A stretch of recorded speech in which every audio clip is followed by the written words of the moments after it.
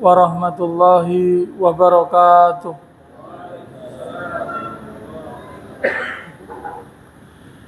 Innal hamdalillah nahmaduhu ta'ala wa nasta'inuhu wa nastaghfiruh wa na'udzu billahi min syururi anfusina wa min sayyiati a'malina.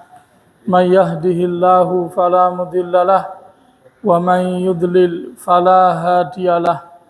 Asyhadu an la ilaha illallah wahdahu la syarikalah wa asyhadu anna Muhammadan abduhu wa rasuluhu la nabiyya wa la rasula ba'dah. Wa qala Allah ta'ala fil Qur'anil Karim, ya ayyuhalladzina amanu taqullaha haqqa tuqatih wa la tamutunna illa wa antum muslimun. Wa qala aidan, ya ayyuhalladzina amanu taqullaha wa qulu qawlan sadida yuslih lakum a'malakum wa yaghfir lakum dhunubakum wa man yuti'illaha wa rasulahu faqad faza fawzan 'azima. Wa ba'd, fa inna asdaqal kalami kalamullah tabaraka wa ta'ala wa khairal huda huda Muhammad sallallahu alaihi wasallam wa syarral umuri muhdatsatuha fa inna kulla muhdatsatin bid'ah wa kulla bid'atin dhalalah wa kulla dhalalatin finnar. Ikhwati fillah, bapak-bapak, ibu-ibu serta adik-adik jamaah salat maghrib jamaah Masjid Abu Bakar As-Siddiq, yang semoga kita semua dirahmati oleh Allah Azza wa Jal. Kita bersyukur kehadrat Allah Tabaraka wa Ta'ala yang sampai dengan malam hari ini Ia masih memberikan limpahan karunia dan kenikmatannya kepada setiap kita, utamanya Allah Subhanahu wa Ta'ala. Ia masih memberikan taufik kepada setiap kita untuk bisa menjalankan apa-apa yang Ia perintahkan. Kita berharap kepada Allah Azza wa Jal agar semua amalan yang kita usahakan di dunia ini diterima di sisinya kelak ketika kita harus menghadapnya. Allahumma amin. Ikhwati fillah, kita melanjutkan pembahasan tafsir dari surah An-Nazi'at, dan kemarin pembahasan kita sampai dengan ayat yang ke-28. Sekarang kita lanjutkan. A'udzu billahi minasyaitonir rajim. A'antum asyaddu khalqan amis samaa'u banaha rafa'a samkaha fasawwaha wa aghtasha laylaha wa akhraja duhaha wal arda ba'da dzalika dahaha akhraja minha ma'aha wa mar'aha wal jibala arsaha mata'an lakum wa li an'amikum. Ikhwati fillah, Allah Subhanahu wa Ta'ala setelah sebelumnya memberikan peringatan kepada kita dengan menukil penggalan dari kisah Nabiullah Musa dengan Fir'aun, yang mana Fir'aun adalah orang yang melampaui batas di muka bumi ini. Bahkan dia mendakwakan ketuhanan, dia mendakwakan diri sebagai Rabb. Dia berkata, ana rabbukumul a'la. Aku adalah Rabb kalian yang tertinggi. Yang dengan itu Allah Subhanahu wa taala menghukum Fir'aun. Fa akhadhahu Allahu nakalal akhirati wal ula. Dengan ucapan Fir'aun tersebut, Allah taala kemudian menghukum Fir'aun dengan siksaan akhirat dan siksaan yang pertama. Dan makna daripada siksa yang pertama adalah siksa kubur.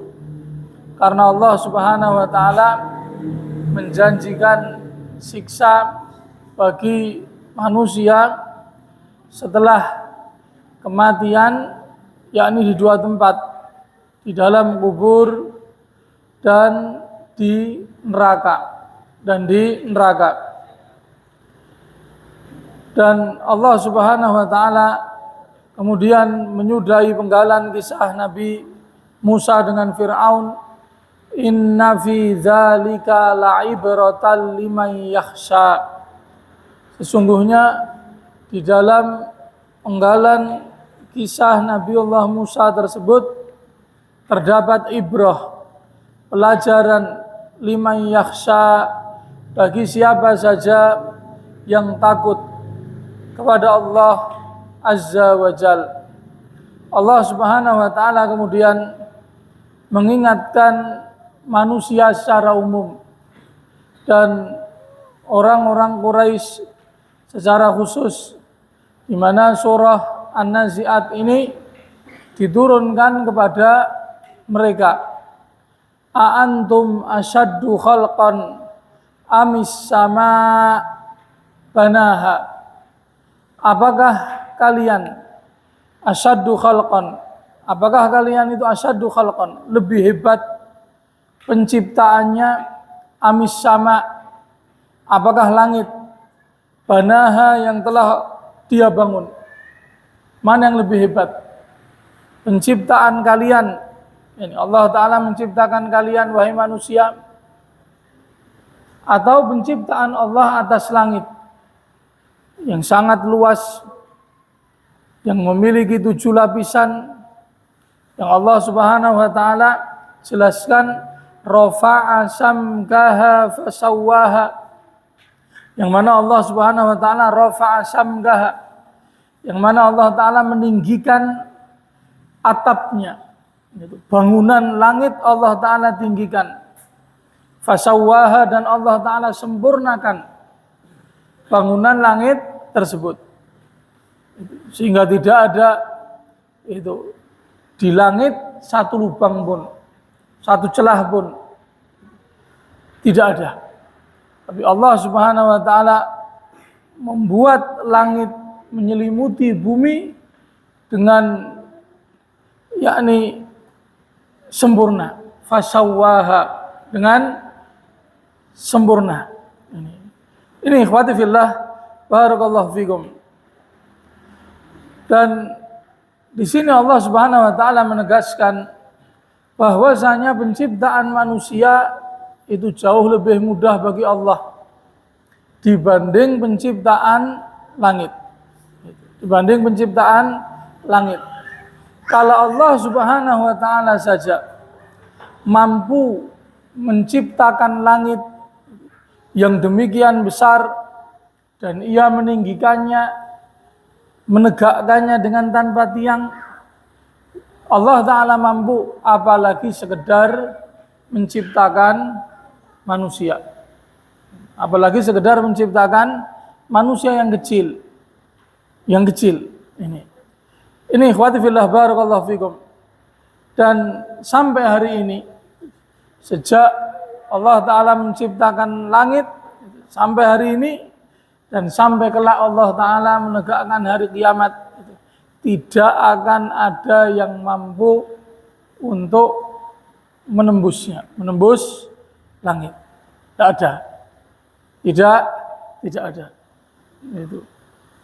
Bagaimana dengan bulan-bulan itu di mana? Bulan itu di bawahnya langit. Bulan itu di bawahnya langit.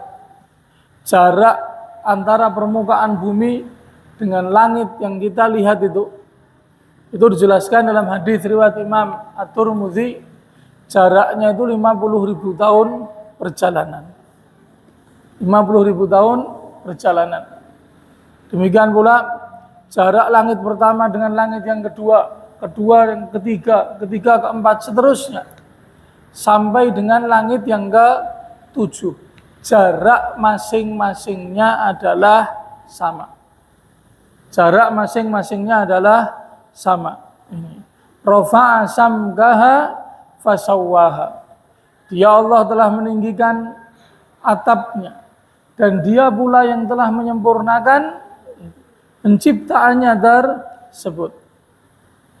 Dan Allah Subhanahu wa taala menegaskan pula wa aghtasha lailaha wa akhraja duhaha. Dan dia Allah tabaraka wa taala pula yang aghtasha lailaha, yang telah menjadikan malamnya itu menjadi gelap. Malamnya menjadi gelap. Wa akhraja duhaha, dan Allah Subhanahu wa taala jadikan matahari itu bersinar terang di waktu duha, di waktu siang. Jadi Allah Subhanahu wa taala yang menggerakkan, memutar matahari, yang dengan perputaran matahari tersebut terjadilah silih berganti waktu dari pagi, siang, sore ke malam, demikian seterusnya. Ini ikhwati fillah barakallahu fikum. Wal arda ba'da dzalika dahaha, dan dialah Allah Subhanahu wa taala pula yang telah menjadikan bumi itu sebagai hamparan.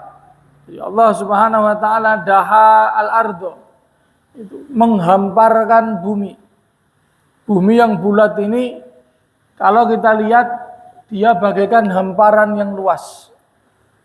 Ya, Allah Subhanahu wa taala memudahkan sehingga manusia bisa mengolah permukaan bumi tersebut.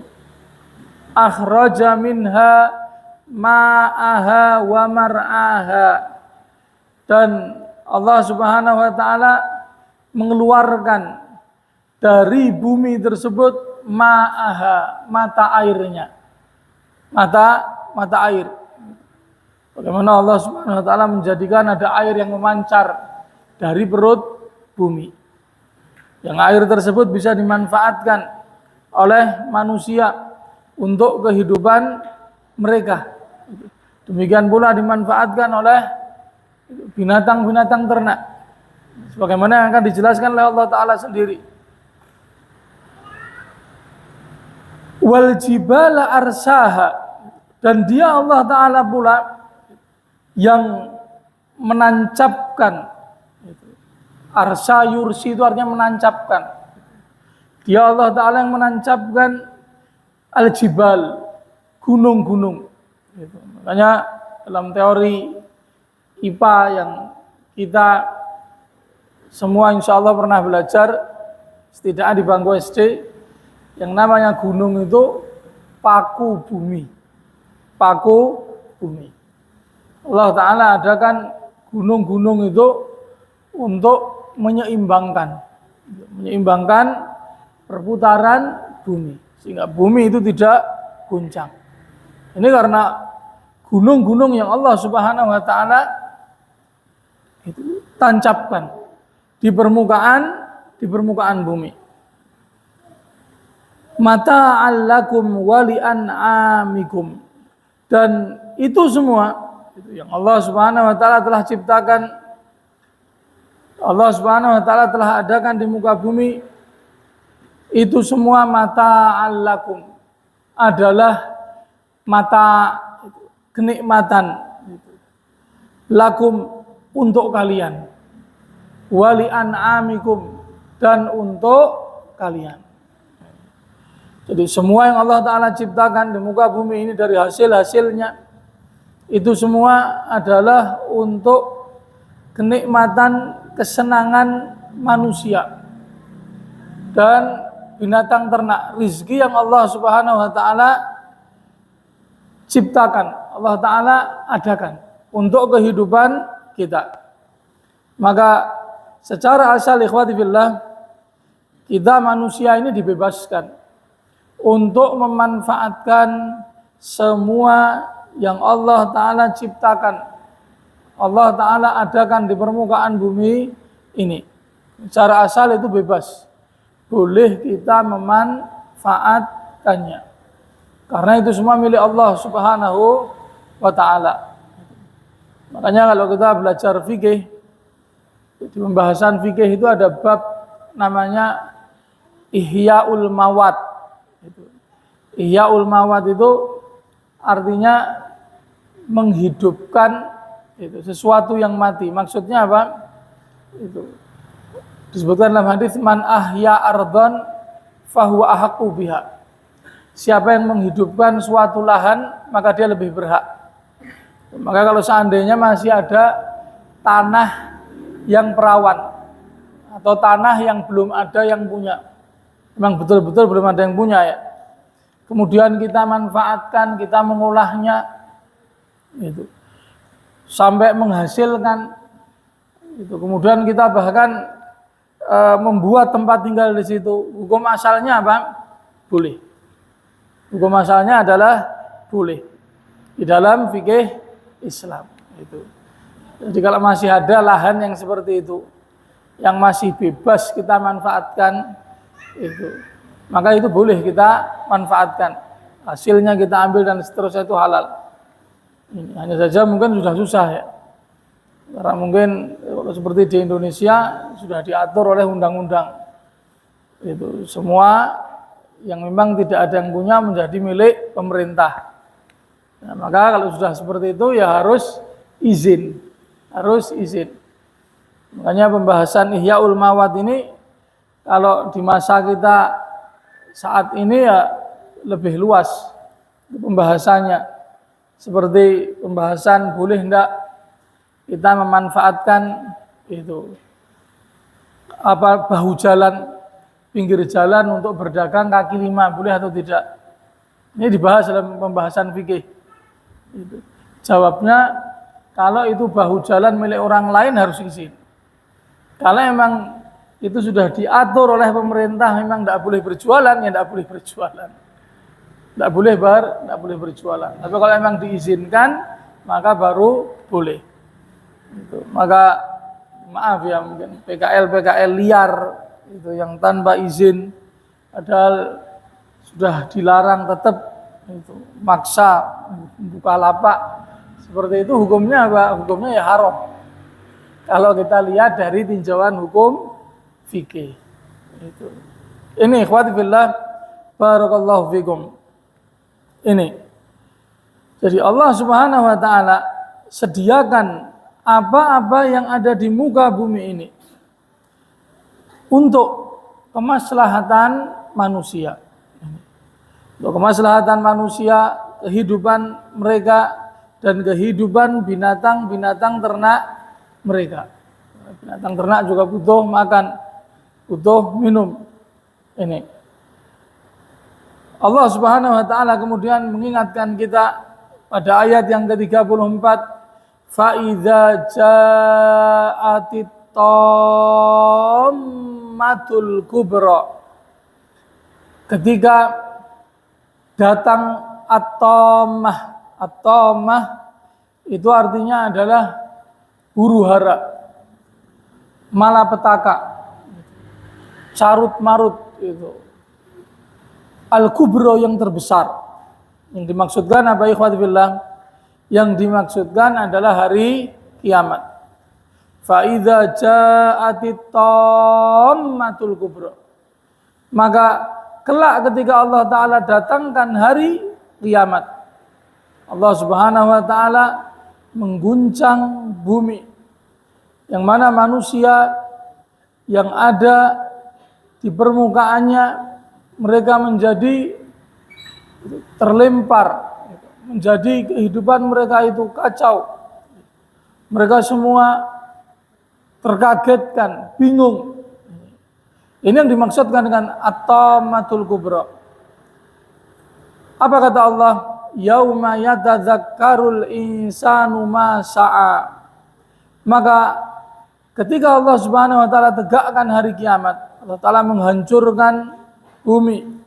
Dan Allah Subhanahu wa taala juga menghancurkan langit. Dan manusia ketika itu Allah taala bangkitkan. Allah taala kumpulkan di padang mahsyar, yauma yatadzakkarul insanu ma sa'a. Pada hari itu semua manusia yatadzakkar, ingat, ma sa'a, apa yang telah dia perbuat. Apa yang telah dia perbuat. Perbuatan apa saja yang dulu pernah ia lakukan akan dia lihat. Akan dia lihat. Dia ingat dan dia lihat. Dia ingat dan dia lihat. Karena Allah Ta'ala menghadirkan. Wa qadimna ila ma amilu min amal. Ketika itu kami datangkan semua amalan yang telah mereka lakukan. Dan mereka pun menjadi ingat semua. Menjadi ingat dosa-dosa yang sebelumnya mereka lupakan ketika mereka hidup di dunia. Karena banyaknya dosa yang kita lakukan, sehingga kita kalau suruh menyebutkan dosa-dosa kita itu, kita tidak akan mampu, tidak akan bisa. Dosa-dosa yang tidak kita sadari. Karena sudah terlalu sering kita lakukan. Karena kita anggap biasa. Kita bisa ambil contoh, itu berdusta saja. Dusta itu dosa.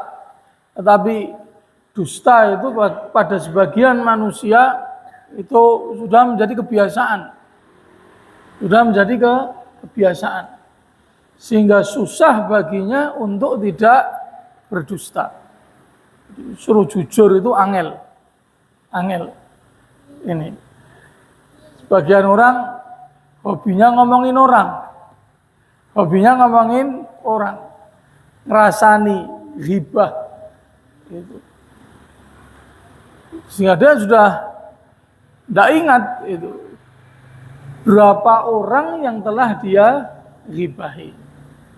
Berapa orang yang telah dia ghibahi. Sepanjang hari-hari dan umur yang telah berlalu dalam kehidupannya. Tapi besok di akhirat, di padang mahsyar, semuanya akan dia ingat. Semuanya akan dia ingat. Karena di padang mahsyar itu pula kelak Allah Subhanahu wa taala akan menghisab kita, menegakkan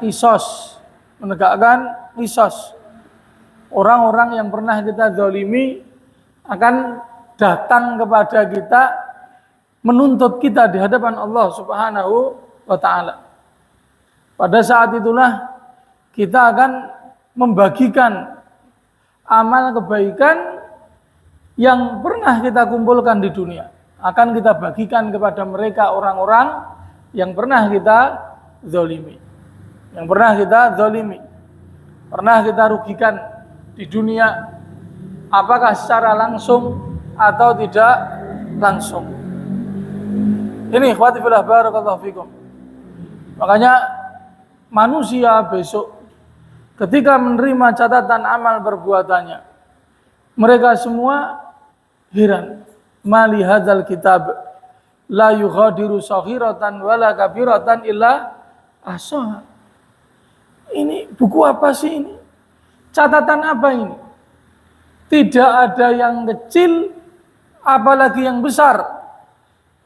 Yang kecil maupun yang besar semuanya ditulis dengan rapi di dalamnya.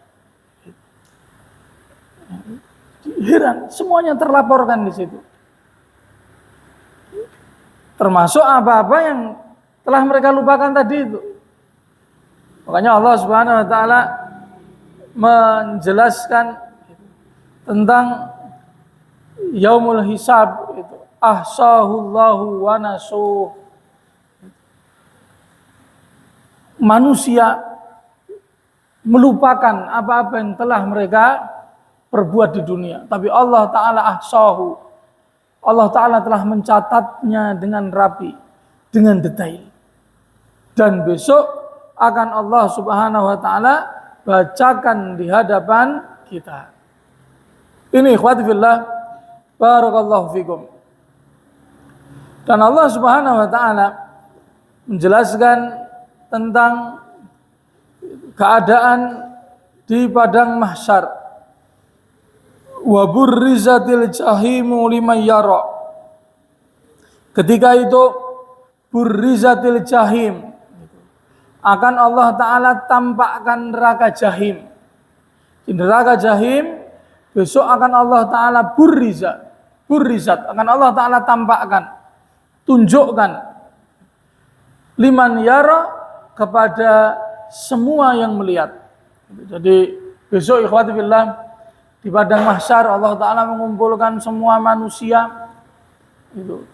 Allah Ta'ala datang, para malaikat pun datang bersaf-saf, seperti yang pernah kita bahas ketika kita bahas tafsir surah Al-Fajr. Ketika itu Allah Ta'ala akan mendatangkan neraka jahanam. Neraka itu akan Allah Ta'ala datangkan. Bagaimana ini dijelaskan dalam hadis riwayat Imam Muslim. Yu'ta bi jahannama yauma idzin laha sab'una alfa zimam ma'a kulli zimamin sab'una alfa malakin yajurrunaha. Besok di padang mahsyar kata Rasulullah, neraka jahanam itu akan didatangkan. Dan neraka jahanam ketika itu ditarik oleh 70.000 tali. Tali atau rantai yang digunakan untuk narik neraka jahanam itu ada 70.000. Ma'kulli zimam, dan setiap itu tali atau rantai yang digunakan untuk menarik neraka jahanam tersebut sab'una alfa malak, ada 70.000 malaikat. Ada 70.000 malaikat. Jadi neraka jahanam itu ditarik oleh itu berapa ini?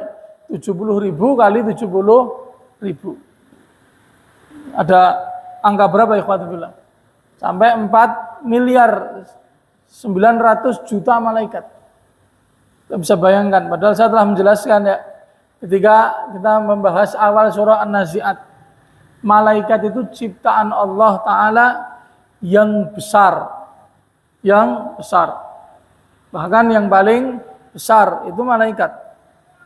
Malaikat ini ciptaan Allah Subhanahu wa Ta'ala, selain arsy yang paling besar para malaikat. Allah Ta'ala perintahkan kelak untuk menarik neraka. Jumlahnya 4 miliar 900 juta. Berarti neraka gede banget.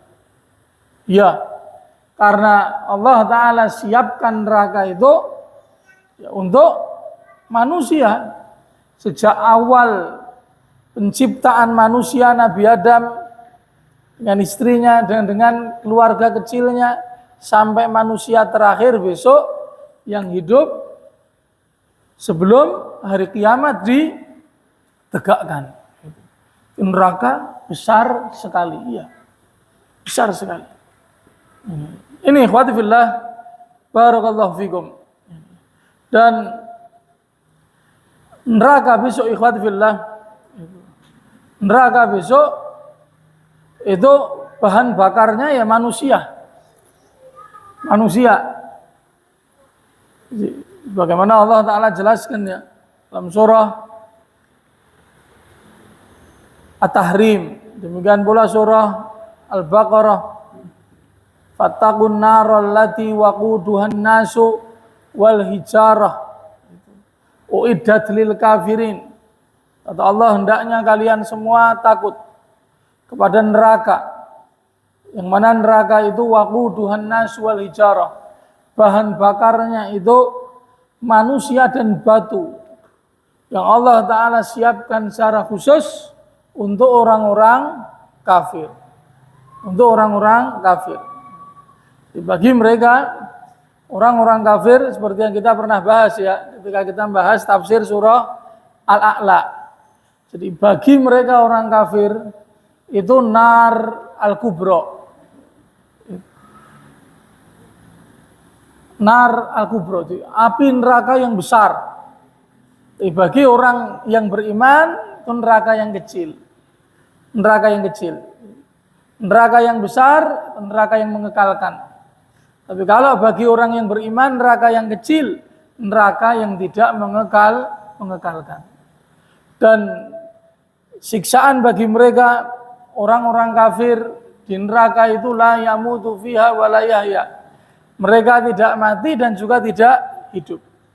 Tapi bagi orang-orang yang beriman, mereka ketika Allah Ta'ala siksa dengan panasnya api neraka, Allah Ta'ala kelak akan mematikan mereka. Itu. Sampai ketika mereka itu telah menjadi arang. Menjadi arang yang hitam. Ketika itu Allah Ta'ala akan mengeluarkan mereka dari neraka dan akan Allah Ta'ala siram dengan air surga. Dengan air surga. Dalam riwayat yang lain Allah Ta'ala masukkan ke sungai surga. Maka orang-orang beriman yang sebelumnya jadi arang tersebut kemudian tumbuh berkembang seperti tumbuhnya benih dari sebuah biji yang terkena siraman air. Ini ikhwati fillah, barakallahu fikum. Ini ikhwati fillah, barakallahu fikum. Wa burrizatil jahimu liman yara. Jadi kelak Allah Subhanahu wa taala akan datangkan neraka. Jadi betul-betul manusia itu di padang mahsyar takut bener. Takut bener. Jadi betul-betul mereka diliputi dengan kesusahan. Dengan ketakutan. Karena itu hari yang sangat-sangat berat yang harus mereka hadapi. Allah Subhanahu wa taala kemudian berfirman di ayat yang ke-37, fa amman man tagha. Maka orang-orang yang tagha, yang melampaui batas ketika hidup di dunia. Dikatakan tagha, melampaui batas, yakni ketika dia melanggar batasan-batasan Allah. Maka dikatakan dia melampaui batas. Jadi batas di sini batas syariat atau hukumnya Allah. Tidak mengindahkan aturan Allah dalam hidupnya. Wa atharul hayatad dunya. Dan dia mengutamakan kehidupan dunia. Mengutamakan kehidupan dunia atas kehidupan akhirat. Jadi segala hal urusan-urusan keduniaan kalau itu bersinggungan dengan agama, ya agamanya kosek. Agamanya kosek. Nanti dulu. Yang penting duniaku dulu. Agama tidak dia indahkan. Yang dia indahkan, dia pentingkan ya urusan-urusan dunianya. Urusan perut. Urusan perut. Ini. Mau itu halal atau tidak, benar atau tidak, syubhat atau tidak, itu nomor sekian. Yang penting kita dapatkan dulu. Sebagian orang berpikir seperti itu. Jadi menganggap orang itu yang penting sholat, wes selesai. Sholat, ngaji, itu kalau urusan pasar, urusan itu jual beli, urusan nyari itu rezeki, itu tidak mau diatur, tidak mau diatur, itu tidak mau diatur. Ini keadaan sebagian manusia seperti itu, ikhwati fillah. Maka di sini ada pelajaran apa, ikhwati fillah? Bahwasanya dunia ini adalah fitnah, ujian. Maka jangan sampai kita terfitnah dengan dunia ini, ikhwati fillah. Jangan sampai kita terfitnah dengan dunia ini. Kalau Rasulullah beliau mengatakan tentang dunia itu inna dunya hulwatun khadirah. Dunia itu hulwah. Hulwah itu artinya manis. Khadirah, hijau. Dunia itu hijau manis. Siapa yang tidak senang dengan warna hijau? Semua kita senang warna hijau. Itu, manusia itu senang dengan warna-warna hijau. Hijau manis. Itu. Dan Rasulullah SAW beliau mengatakan bahwasanya dunia itu fitnatu ummati. Fitnahnya umatku itu ya dunia itu. Jadi ujiannya umatku itu adalah dunia. Makanya Rasulullah SAW di antara doa yang beliau biasa baca itu wala taj'al musibatana fi dinina wala taj'alid dunya akbar hammina wala mablagha ilmina. Ya Allah, janganlah Engkau jadikan musibah kami itu ada pada agama kami. Jangan Engkau menguji kami dengan urusan-urusan agama. Dan jangan Engkau jadikan dunia itu sebagai cita-cita terbesar kami. Dan juga mablagha ilmina menjadi tujuan dari ilmu yang kita cari. Tujuan dari ilmu yang kita cari. Jadi orang belajar itu harus ikhlas karena Allah Subhanahu wa taala. Jangan sampai seorang menuntut ilmu belajar itu kepengen apa? Kepengen sugih nantinya. Biar nanti bisa kerjanya kerja yang bagus. Itu bisa dapat jabatan tinggi. Itu gajinya pun gede. Ini Rasulullah berlindung dari yang seperti ini. Wala mablagha ilmina. Jangan kau jadikan tujuan terbesar dari ilmu yang kita pelajari ini, kita miliki ini untuk mencari dunia. Untuk mencari dunia. Maka harus diluruskan ikhwati fillah niat-niat kita di dalam belajar. Itu ilmu apapun itu. Termasuk ilmu-ilmu dunia. Itu. Silakan belajar ilmu yang tinggi, tapi niatkan itu semua untuk mencari keridhaan Allah Subhanahu wa taala. Itu. Bukan berarti kita dilarang itu untuk memiliki pekerjaan atau dunia yang tinggi, tidak dilarang. Tapi ketika obsesi kita, cita-cita kita itu hanya untuk itu, maka itu yang tercela. Itu yang tercela, itu yang terlarang. Ini ikhwati fillah, barakallahu fikum. Bagi mereka orang-orang yang orientasinya dunia, Allah Ta'ala mengancam fa innal jahima hiyal ma'wa. Maka sesungguhnya neraka jahim adalah menjadi tempat tinggalnya.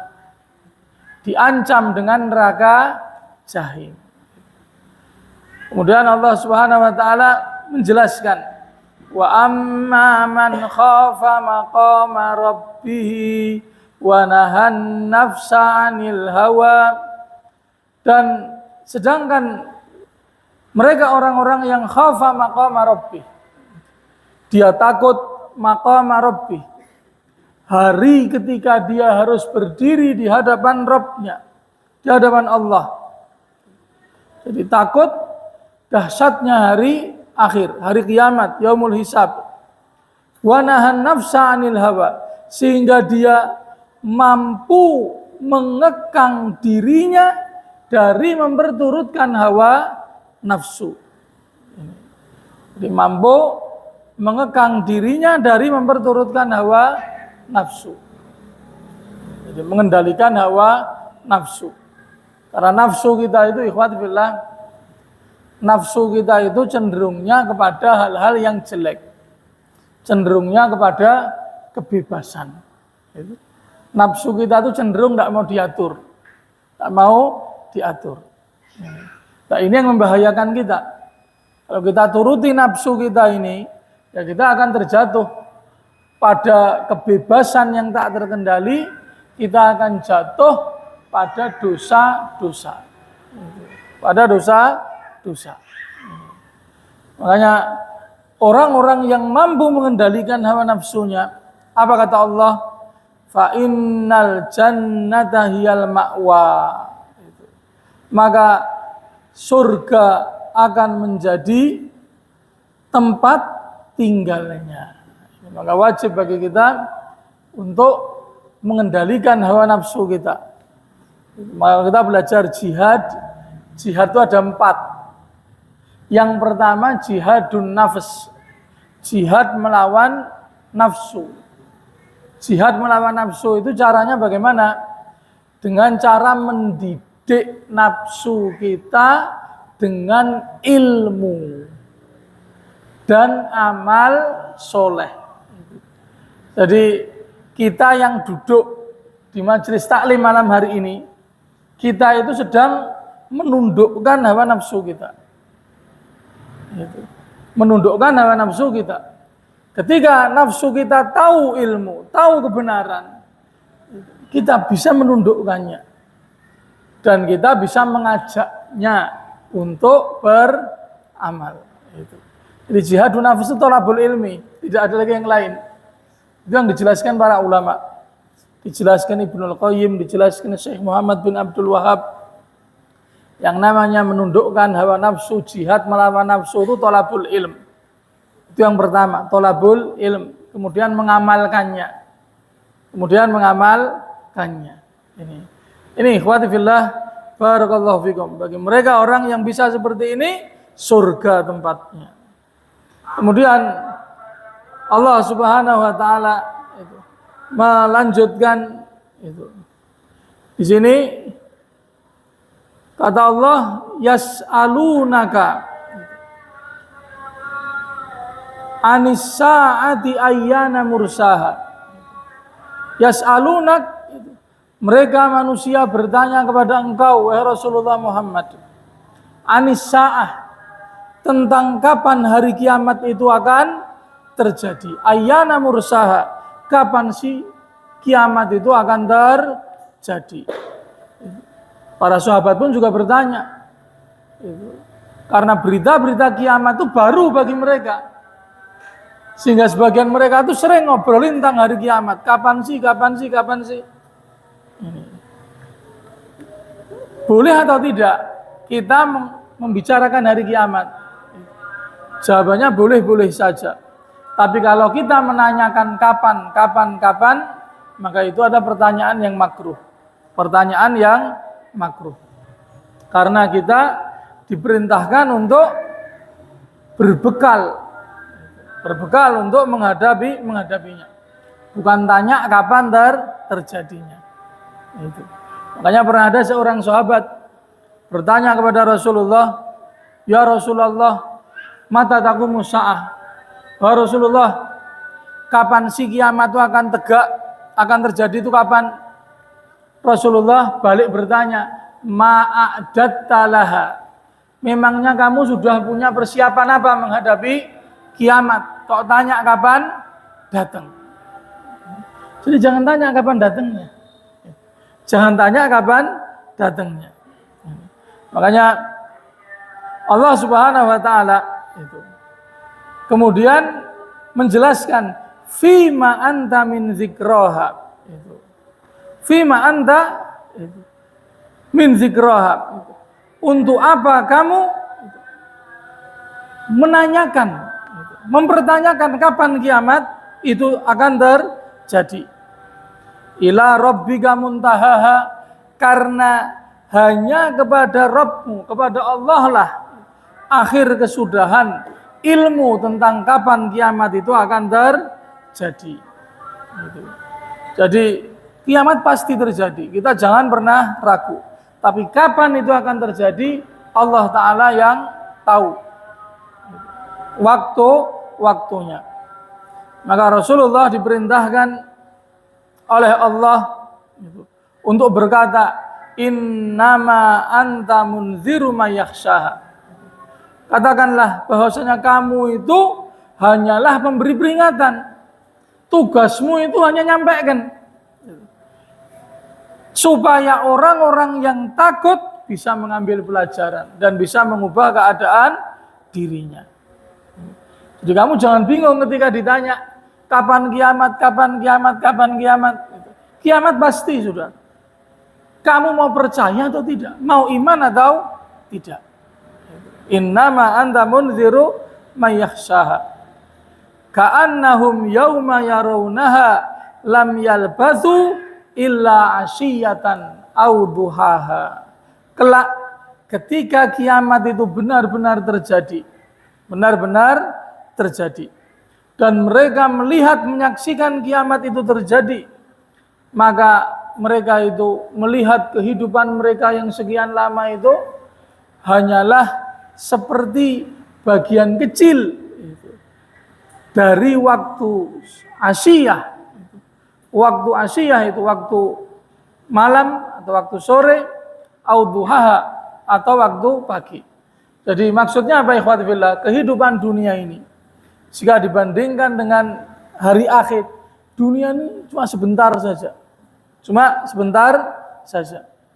Karena satu hari di akhirat besok itu ka'alfi sanatin mimma ta'udun. Seperti 1000 tahun dalam hitungan bilangan tahun kalian. Ini ikhwati fillah, barakallahu fikum. Ini pelajaran-pelajaran yang bisa kita ambil dari surah An-Nazi'at.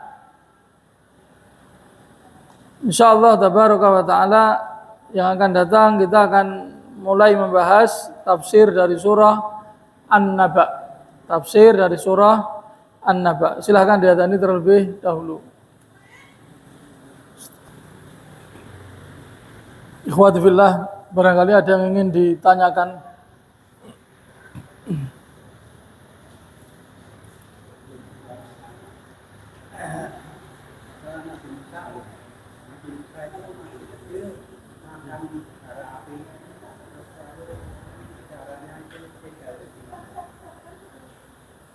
Iya Pak.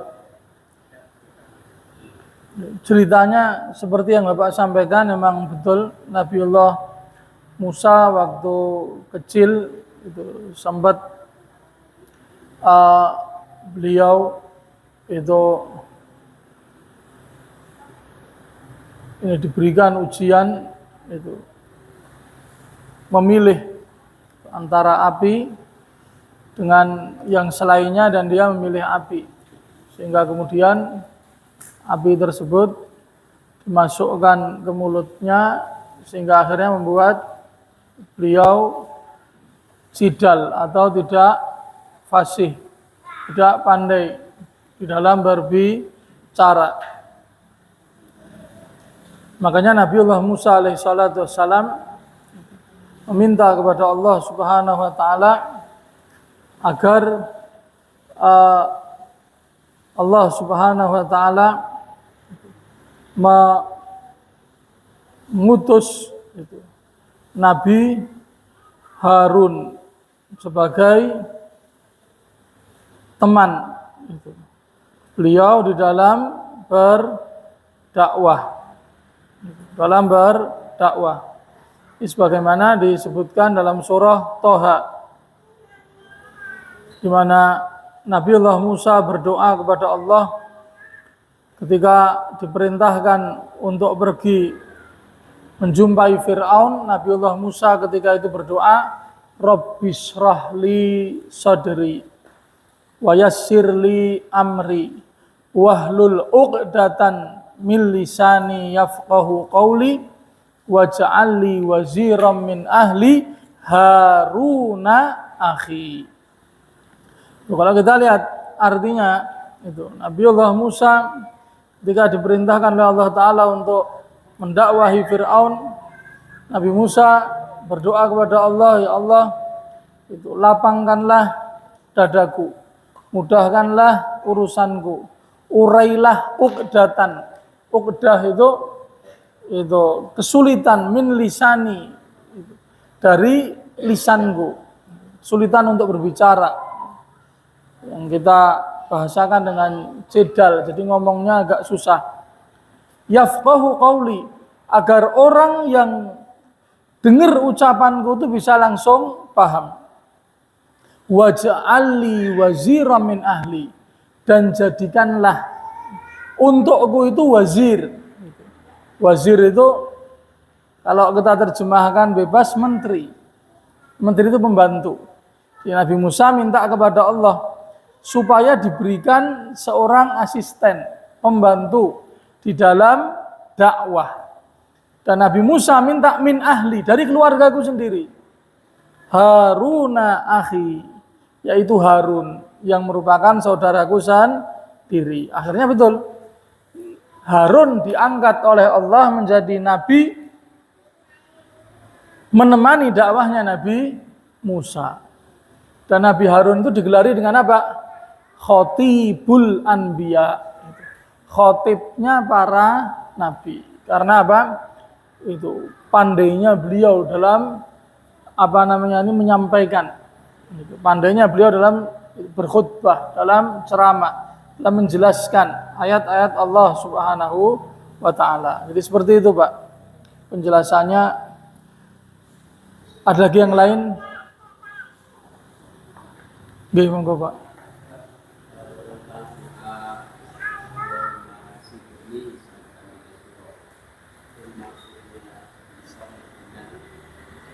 Iya. Apa maksud hisab yang ringan? Rasulullah Shallallahu Alaihi Wasallam beliau berdoa, Allahumma hasibni hisaban yasiran. Ya Allah, hisablah aku kelak dengan hisab yang yasir, hisab yang cepat. Hisab yang cepat. Hisab yang cepat itu adalah al-ard. Al-ardu namanya. Ain, ra, dod. Jadi hisab yang cepat itu hanya sekedar dibacakan saja. Dan itu hisab yang akan Allah Ta'ala lakukan atas orang beriman. Jadi besok catatan amal perbuatan manusia itu akan diberikan dan akan dibacakan. Akan diberikan dan akan dibacakan. Bagi orang yang beriman itu akan dibacakan dengan cepat. Dan orang yang beriman itu akan mengakui semuanya. Itu yang namanya hisaban yasira. Tetapi bagi orang munafik, bagi orang kafir, mereka akan didebat oleh Allah. Ditanyai satu persatu dari daftar dosa-dosa yang telah dia lakukan. Makanya kan Rasulullah beliau bersabda, man nuqisal hisabu halak. Siapa saja yang didebat ketika dihisab, dia akan binasa. Dia akan binasa. Makanya Rasulullah pun takut kalau besok ketika dihisab akan didebat, akan diklarifikasi, diinterogasi secara mendalam. Rasulullah aja takut. Sampai beliau membaca doa itu, Allahumma hasibni hisaban yasira. Maka kalau Rasulullah banyak mengucapkan doa itu, maka demi Allah kita lebih pantas untuk memperbanyak doa tersebut. Kapan dibacanya? Di setiap kita berdoa atau ketika kita sujud. Ketika kita sujud itu sisipkan doa itu. Kita baca subhana rabbiyal a'la, kita sisipi Allahumma hasibni hisaban yasira. Boleh enggak? Boleh. Karena memang kita ketika sujud itu disuruh untuk berdoa. Sisipi doa itu. Ini hukumnya boleh. Itu jawaban saya, wallahu a'lam. Ini mungkin ikhwati fillah yang bisa kita ya Pak.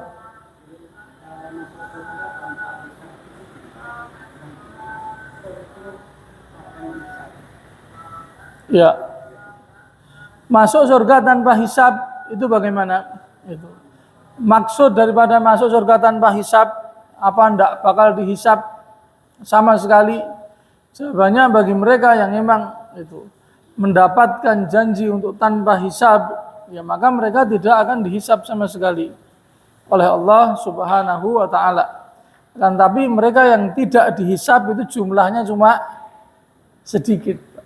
Cuma sedikit. Sebagaimana disebutkan dalam hadis itu jumlahnya 70.000. Sementara jumlah manusia sejak awal penciptaan sampai hari ini, sampai hari kiamat itu sudah sekian berapa miliar atau berapa triliun manusia. Ini maka kita berharap, berdoa, berkeinginan tidak salah. Tapi yang paling penting kita mempersiapkan diri, Pak. Jadi kita jangan hanya berharap saja tanpa beramal. Itu jawaban saya, wallahu a'lam. Kita akhiri ikhwati fillah.